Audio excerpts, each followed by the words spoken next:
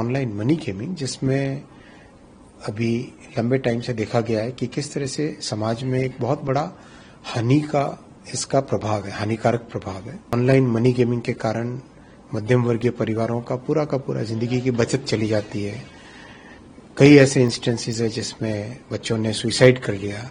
करोड़ों व्यक्ति इस चपेट में आ गए थे, तो जरूरी था कि एक ऐसा बिल लाया जाए जिससे सोसाइटी को जो ये नुकसान करने वाला सेगमेंट है उसको उस नुकसान से बचाया जा सके। जो खेल रहा है वो इस समस्या का विक्टिम है, उसके ऊपर कोई लायबिलिटी इसमें नहीं है इस बिल में। जो लोग ऑनलाइन मनी गेम और ऑनलाइन मनी गेमिंग की सर्विस प्रोवाइड कर रहे हैं और जो ऑनलाइन मनी गेम के लिए एडवर्टाइजमेंट कर रहे हैं और जो ऑनलाइन मनी गेमिंग के लिए फाइनेंशियल ट्रांजैक्शंस कर रहे हैं, उनके ऊपर लायबिलिटीज है। देखिए, आज के डिजिटल युग में ऑनलाइन गेमिंग एक बहुत बड़ा सेक्टर बन के उभरा है। इस सेक्टर में 3 सेगमेंट है।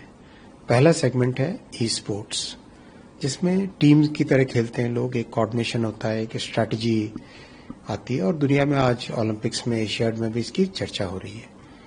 ई स्पोर्ट्स को बढ़ावा देंगे, प्रमोट करेंगे, एनकरेज करेंगे।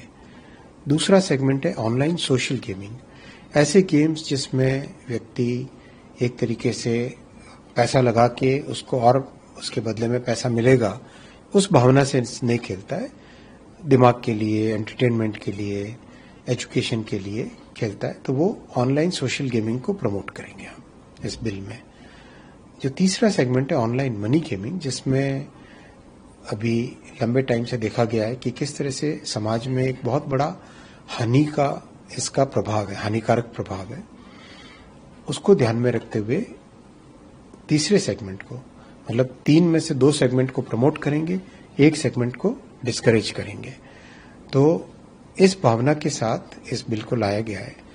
अभी समाज में आपने भी देखा होगा, जगह जगह से माननीय सांसद, माननीय एमएलए, सोसाइटी के सभी प्रबुद्ध व्यक्ति सभी आज एक बहुत बड़ी समस्या सामने लेके आते हैं कि ऑनलाइन मनी गेमिंग के कारण मध्यम वर्गीय परिवारों का पूरा जिंदगी की बचत चली जाती है।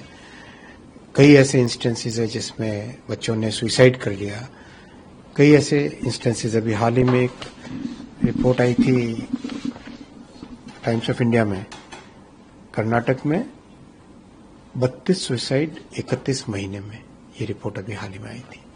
तो एक ऐसा प्रभाव है, WHO ने, वर्ल्ड हेल्थ ऑर्गेनाइजेशन ने इसको gaming disorder international classification of diseases, इसमें गेमिंग डिसऑर्डर का नाम दिया है, क्योंकि इसके कारण कंपल्सिव बिहेवियर होता है, साइकोलॉजिकल डिस्ट्रेस होता है और समाज में एक ऐसी परिस्थिति आ गई थी कि करोड़ों व्यक्ति इस चपेट में आ गए थे, तो जरूरी था कि एक ऐसा बिल लाया जाए जिससे सोसाइटी को जो ये नुकसान करने वाला सेगमेंट है उसको उस नुकसान से बचाया जा सके। जब मध्यम वर्ग के परिवार की बात आती है, सोसाइटी को और युवाओं को बचाने की बात आती है, वहां पे रेवेन्यू की बात नहीं आती। सर, आपसे सवाल है, जो खिलाड़ी खेल रहा है क्या उसको भी डरना चाहिए इस बिल से, और पनिशमेंट क्राइटेरिया क्या रहेगा? जो खेल रहा है वो इस समस्या का विक्टिम है, उसके ऊपर कोई लायबिलिटी इसमें नहीं है इस बिल में। जो लोग ऑनलाइन मनी गेम और ऑनलाइन मनी गेमिंग की सर्विस प्रोवाइड कर रहे हैं और जो ऑनलाइन मनी गेम के लिए एडवर्टाइजमेंट कर रहे हैं और जो ऑनलाइन मनी गेमिंग के लिए फाइनेंशियल ट्रांजैक्शंस कर रहे हैं, उनके ऊपर लायबिलिटीज